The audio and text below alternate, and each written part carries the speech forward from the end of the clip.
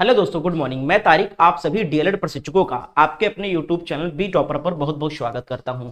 जैसा कि आप सभी को पता है कि डीएलएड प्रथम सेमेस्टर और डीएलएड थर्ड सेमेस्टर की परीक्षा जो है वो प्रस्तावित है। परीक्षा फॉर्म भरे जा रहे हैं। परीक्षा फॉर्म की तिथि और ऑफिशियल नोटिस भी जारी कर दिया गया है। परीक्षा फॉर्म बच्चों के द्वारा न भर के संस्थानों के द्वारा भरे जा रहे हैं और उम्मीद करते हैं कि आपकी संस्थान यानी आपके कॉलेज ने आपसे डॉक्यूमेंट वगैरह ले लिया होगा परीक्षा फॉर्म भरने के लिए। लेकिन दोस्तों, यह वीडियो मैं बना रहा हूं खासकर प्रथम सेमेस्टर के अभ्यर्थियों के लिए, क्योंकि थर्ड सेमेस्टर वाले तो सीनियर हैं, उन्होंने 2 परीक्षाएं ऑलरेडी दे चुके हैं, प्रथम सेमेस्टर और सेकंड सेमेस्टर। वो डीएलएड की परीक्षा के गंभीरता को भी समझते हैं। डीएलएड में परीक्षा के लिए क्या क्या चीजों का ध्यान रखना चाहिए ये भी वो समझते हैं, और डीएलएड में कितना ज्यादा बैक लगता है ये भी वो बखूबी जानते हैं। इसलिए वो अच्छे से पढ़ रहे होंगे, तैयारी कर रहे होंगे, मेहनत कर रहे होंगे। लेकिन मुझे चिंता है डीएलएड प्रथम सेमेस्टर के अभ्यर्थियों को, क्योंकि अगर आप पहले से ही किसी को गाइड कर देते हो तो हो सकता है कि उसका समय और पैसा बर्बाद होने से बच जाए। तो यह वीडियो मैं खासकर प्रथम सेमेस्टर के अभ्यर्थियों के लिए, प्रशिक्षकों के लिए बना रहा हूं, जिसमें मैं आपको परीक्षा कार्यक्रम भी बताने वाला हूं, साथ ही साथ परीक्षा पैटर्न को भी समझाने वाला हूं कि कितने दिनों में परीक्षा होती है, कौन कौन विषय का पहले परीक्षा होता है, कितने नंबर का पेपर होता है, कौन कौन से टॉपिक यानी कौन कौन से पैटर्न से क्वेश्चन पूछे जाते हैं, कितने ऑब्जेक्टिव आते हैं, कितने अति लघु उत्तरीय आते हैं और कितने लघु उत्तरीय आते हैं प्रश्न, ठीक है, कितने नंबर का पेपर होता है, कितने घंटे का पेपर होता है। इन तमाम चीजों को मैं आपको समझाने वाला हूं। तो इस वीडियो को सभी लोग लाइक कर दें। आप लोग डीएलएड फर्स्ट सेमेस्टर के अभ्यर्थी हो या फिर थर्ड सेमेस्टर के, हमें कमेंट में लिख के जरूर बताना। मेरे दोस्त, सबसे पहले मैं एक आंकड़ा आपको दिखाना चाहूंगा। जितने भी डीएलएड प्रथम सेमेस्टर के अभ्यर्थी हैं, ये पिछले वर्ष का आंकड़ा है, जिसमें मैं डीएलएड प्रथम वर्ष के अभ्यर्थियों की संख्या बताऊं तो 92,424 अभ्यर्थियों ने परीक्षा दिया, ठीक है। और अगर हम बात करें, यहां पर आपको क्लियर दिख रहा होगा नंबर ऑफ फेल स्टूडेंट की संख्या आप देखोगे तो 50,107 अभ्यर्थी, यानी कि 92,000 में से 50,000 अभ्यर्थी फेल हो गए। और पास होने की संख्या आप लोग देख सकते हो, मात्र कितने, 38,000 अभ्यर्थी, ठीक है। तो यानी कि 50,000 एक बड़ा नंबर होता है। आप एक बार खुद सोच में पड़ जाओगे कि क्या 92,000 में सिर्फ 50,000 अभ्यर्थी फेल हो गए। हाँ, फेल हो जाते हैं। रीजन क्या है वो मैं आपको समझाने वाला हूं। रीजन मेरे दोस्त ये है कि जो डीएलएड की परीक्षा होती है, ठीक है, वो यहां पर मैं आपको शेड्यूल के अनुसार समझाना चाहता हूं कि जो डीएलएड की प्रथम सेमेस्टर की परीक्षा होगी, ये फॉर एग्जांपल मैं 2024 का कार्यक्रम आपको दिखा के समझा रहा हूं। ये होता क्या है कि एक दिन में 2 और एक दिन में 3 पेपर होते हैं। जो 8 पेपर आपके होंगे, ये 50-50 नंबर वाले 2 पेपर आपके एक दिन में होंगे। उसके बाद में फिर 3-3 पेपर आपके होंगे एक दिन में, ठीक है। यानी कि 2 पेपर एक दिन में, फिर दूसरे दिन आपके 3 पेपर, ठीक है, और फिर तीसरे दिन आपके 3 पेपर होते हैं, यानी 3-3 6 और ये 2 8। 3 दिन के अंदर ये 8 पेपर कंडक्ट कराए जाते हैं, ठीक है। अब दोस्तों, यहां पर फेल होने का कारण ये 50,000 से ज्यादा बच्चे, यानी जितने पास नहीं होते उससे दोगुने बच्चे फेल क्यों हो जाते हैं, इसका रीजन मैं बताता हूं। ये बच्चे सभी सब्जेक्ट में नहीं फेल होते हैं। आप सबको पता है ये डीएलएड प्रथम सेमेस्टर के 8 सब्जेक्ट होते हैं, ये प्रथम सेमेस्टर का पाठ्यक्रम है। अब बच्चे फेल क्यों हो जाते हैं ये समझो। ये जो 8 सब्जेक्ट है, ये 8 के 8 सब्जेक्ट में फेल नहीं होते हैं। होते क्या है, वो किसी एक विषय में फेल हो जाएंगे। कोई गणित में फेल हो जाएगा, ठीक है, कोई गणित में फेल हो जाएगा, तो कोई विज्ञान में फेल हो जाएगा, तो कोई संस्कृत में फेल हो जाएगा। ये 3 सब्जेक्ट सबसे ज्यादा है, कठिन होते हैं, यानी कि सबसे ज्यादा यहां पर इस पे ध्यान देने वाले सब्जेक्ट होते हैं जिसमें ज्यादा बैक लगता है। कोई बच्चा विज्ञान में किसी का बैक लग जाता है, किसी गणित में बैक लग जाता है, किसी का संस्कृत में बैक लग जाता है। यानी कि 8 के 8 विषयों में अगर आपका किसी एक सब्जेक्ट में बैक लग गया तो आपके रिजल्ट पे फेल लिख कर आएगा, और यही नंबर काउंट करके बताया जाता है कि कितने बच्चे फेल हुए और कितने पास हुए। तो यानी कि एक सब्जेक्ट भी, अगर आपका डीएलएड की गंभीरता को समझें, अगर 8 में से किसी एक सब्जेक्ट में आप बैक लग गया, फेल हो गए, तो पूरा सेमेस्टर में आपका वो फेल हो जाते हैं। सेमेस्टर आपका क्लियर नहीं माना जाएगा, वो सेमेस्टर फेल माना जाएगा।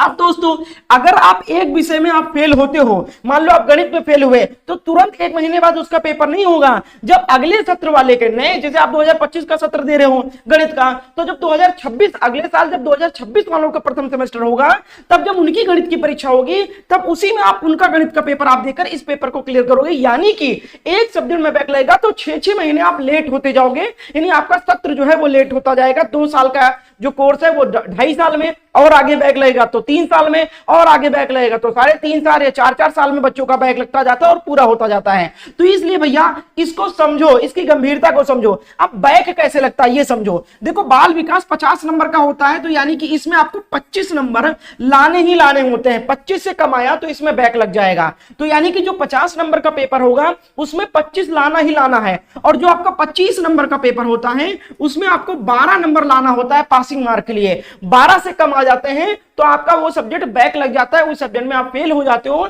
और आपके रिजल्ट पर फेल लिख कर आएगा। अब आप दूसरी चीज समझो, अगर आपके इन्हीं फर्स्ट सेमेस्टर में 3 सब्जेक्ट में बैक लग जाता है, किसी किसी बच्चे का गणित, विज्ञान और संस्कृत 3 सब्जेक्ट में बैक लग जाता है, तो अगर आपके 8 विषय में से 3 सब्जेक्ट में बैक लगा तो आपका ये पूरा सेमेस्टर बर्बाद हो जाता है, और आपको ये 8 के 8 सब्जेक्टों का फिर से पूरा पेपर फर्स्ट सेमेस्टर आपको देना होता है। समझो आप बात को, ठीक है। पूरा आपको फर्स्ट सेमेस्टर का पूरा पेपर फिर से देना होगा अगर आपके 8 में से 3 सब्जेक्ट में बैक लगे, और 8 में किसी 1 या 2 में लगे तो आप उन 2 का क्लियर कर सकते हो आगे अगले वाले सेमेस्टर में, लेकिन 3 में लगा तो आप फेल हो जाओगे। दूसरी चीज, अगर बहुत सारे बच्चों का गणित में बैक लगा और वो दोबारा पेपर दिए, ठीक है, फिर बैक लग गया, फिर वो दोबारा पेपर दिए, फिर बैक लग गया, तो फिर आप डीएलएड कर नहीं सकते हो। अगर एक ही सब्जेक्ट में 3 बार बैक लग जाता है, आप क्लियर नहीं कर पा रहे हो, तो आप डीएलएड नहीं कर सकते हो, आपका डीएलएड सत्र कैंसिल कर दिया जाए।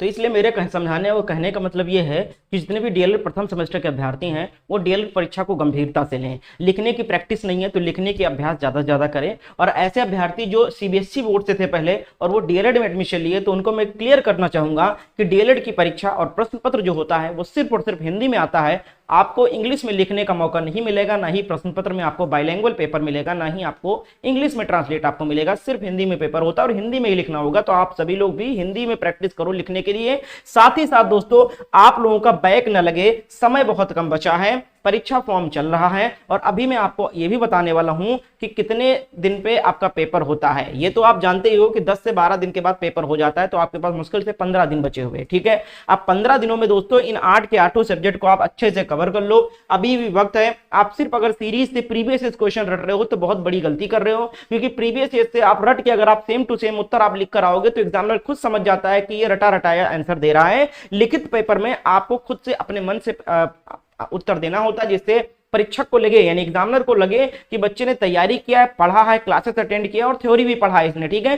तो इसलिए भैया हमारे द्वारा इन 8 के 8 सब्जेक्ट का कंप्लीट सिलेबस का लास्ट डेज रिवीजन नोट्स तैयार किया गया है। जी हाँ, इन एक नोट्स में आपको 8 के 8 विषयों के कंप्लीट सिलेबस का theory notes plus objective question plus अतिलघु उत्तरीय प्लस लघु उत्तरीय प्रश्नों की सीरीज सब कुछ दिया गया है। कीमत की बात करें तो कोई 1000 रुपए 500 का नहीं कोर्स आपको दे रहा हूं, मात्र 199 रुपए। अगर आपको कहीं भी डाउट है कि मेरी तैयारी अच्छे से नहीं हो पाई है, बीच बीच में ब्रेक होती रही है, या मैं कॉन्फिडेंस नहीं है मेरे अंदर कि हाँ भाई मेरे सारे सब्जेक्ट में क्लियर हो जाएगा, नहीं किसी में बैक लगने का अगर डर है आपको, तो भैया इस नोट्स को जरूर लेना। अब बहुत सारे लोग सोचेंगे हमने तो सीरीज ले लिया है सर, इसको लेने की क्या जरूरत है। मेरे दोस्त, सीरीज के साथ अगर ये ले लोगे ना तो समझ लो आपका काम बढ़िया हो गया, मतलब अच्छे नंबर आ जाएंगे आपके। तो इस नोट्स को आप लोग जरूर ले लो। तैयारी अगर कहीं भी आपको डाउट है कि हाँ शायद बैक लग सकता है, तो बिल्कुल 199 रुपए के लिए बिल्कुल मत सोचना दोस्तों, क्योंकि अगर एक सेमेस्टर में बैक लगा तो 6 महीना आपका समय बर्बाद होगा, और मुझे नहीं लगता है कि 6 महीने की कीमत 199 से ज्यादा होगी,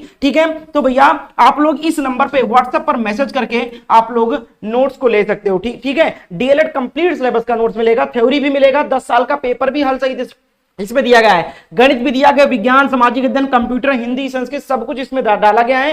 तो तैयारी करने के लिए ये सबसे बेस्ट होने वाला है। शॉर्ट फॉर्म में थ्योरी भी पढ़ोगे, ऑब्जेक्टिव क्वेश्चन भी पढ़ोगे, और आप लघु उत्तरीय प्रश्न को भी देखने को मिलेगा। इस नंबर पे व्हाट्सएप पर मैसेज करना है कि सर मुझे डीएलएड फर्स्ट सेमेस्टर का नोट चाहिए, कैसे मुझे मिलेगा और कैसे मैं आपको पेमेंट करूं। तो दोस्तों ये हो गई तैयारी की बात। इसके साथ साथ दोस्तों मेरा एक व्हाट्सएप ग्रुप है दोस्तों, बी टॉपर के नाम से। इस ग्रुप का लिंक मैं आपको डिस्क्रिप्शन बॉक्स में दूंगा। इसको ज्वाइन करने के लिए इसलिए बोल रहा हूं क्योंकि मैंने इससे पहले 8 के 8 सब्जेक्ट का 2024 की तरह हूबहू पेपर सॉल्व करवाया है। देख सकते हो बाल विकास आपका, उसके बाद में पेपर 2, पेपर 3, गणित, विज्ञान, कंप्यूटर, संस्कृत, सबके 8 के 8 विषयों का जो बिल्कुल 2025 में हूबहू टकराएगा।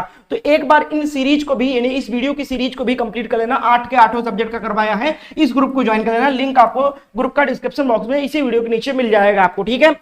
अगर हम बात करें परीक्षा कब से प्रारंभ होगी, तो मेरे दोस्त 10 सितंबर से आपका नोटिस आया था कि परीक्षा फॉर्म भरे जा रहे हैं और परीक्षा फॉर्म 13 सितंबर से शुरू हो गया है और 22 सितंबर तक भरा जाएगा। परीक्षा फॉर्म भरने के 10 दिन बाद परीक्षा कंडक्ट कराई जाती है। तो अगर हम परीक्षा फॉर्म से अगर देखें तो यहां पर देखें तो 22 सितंबर को आपका पेपर यानी एग्जामिनेशन फॉर्म फिलअप हो जाएगा और 10 दिन और आगे ले चले तो 2 अक्टूबर से लेकर 2 अक्टूबर को छुट्टी रहती है तो 3 अक्टूबर को मान सकते हो, 3 अक्टूबर से लेकर आपका 6 अक्टूबर तक आपका पेपर कंडक्ट हो सकता है। ठीक है, यानी कि प्रथम सप्ताह या द्वितीय सप्ताह में। ठीक है, अगर 7 तारीख के बाद गया तो समझ लो द्वितीय सप्ताह में चला जाएगा, यानी कि कुल मिलाकर आपके पास 15 से 20 दिन बचे हुए हैं। कितने दिन? 15 से 20 दिन ज्यादा बचे हुए हैं। आपके 3 अक्टूबर के बाद में कभी भी आपका एग्जाम डेट फिक्स हो सकता है कि हाँ भाई 3, 4, 5 और फिर उसके बाद 2 दिन गैप करके फिर थर्ड सेमेस्टर का हो जाएगा।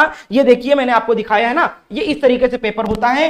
2 पेपर होते हैं, 2 फिर 3 इसी तरीके से उसके बाद तृतीय पेपर होता है, तृतीय सेमेस्टर का पेपर होगा 2 दिन बाद गैप करके। ठीक है, तो ये मैंने पिछले साल का रेफरेंस लिया 2024 का। इसी तरीके से शेड्यूल आपका 2025 का भी जारी किया जाएगा। तो भैया तैयारी में बिल्कुल कोताही मत करिए। इस नंबर पर व्हाट्सएप पर मैसेज करके नोट को आप लोग जल्दी से ले लीजिए। और परीक्षा फॉर्म भरा जा रहा है तो परीक्षा फॉर्म के लिए आप लोग को ये 8वां सब्जेक्ट जो आपका होता है संस्कृत या उर्दू में से कोई एक, ये आपको चूज कर लेना है। परीक्षा फॉर्म से पहले ही बता देना है कॉलेज में कि मैं संस्कृत लूंगा या फिर उर्दू लूंगा। ठीक है, इसके साथ साथ दोस्तों आप लोग बैक ना लगे इसलिए तैयारी में डटे रहो, बिल्कुल हल्के में मतलब परीक्षा मैंने डाटा भी दिखाया है, डाटा जारी करता है खुद पीएनपी कि कितने बच्चे बैठे थे, कितने फेल हो गए और कितने पास हो गए। तो आप खुद देख सकते हो आंकड़ा से ही कि हाँ भैया बैक लगता है, सर झूठ नहीं बोल रहे हैं। तो इसलिए भैया तैयारी अच्छे से करो, नोट से तैयारी करो, सिर्फ सीरीज पे डिपेंड ना रहो। इस नंबर पे अभी के अभी व्हाट्सएप पर मैसेज करें कि डीएलएड का नोट चाहिए, कैसे मुझे मिलेगा और कैसे पेमेंट करो, ये वाला ग्रुप भी व्हाट्सएप का ज्वाइन कर लेना। बहुत बहुत शुक्रिया वीडियो को एंड तक देखने के लिए।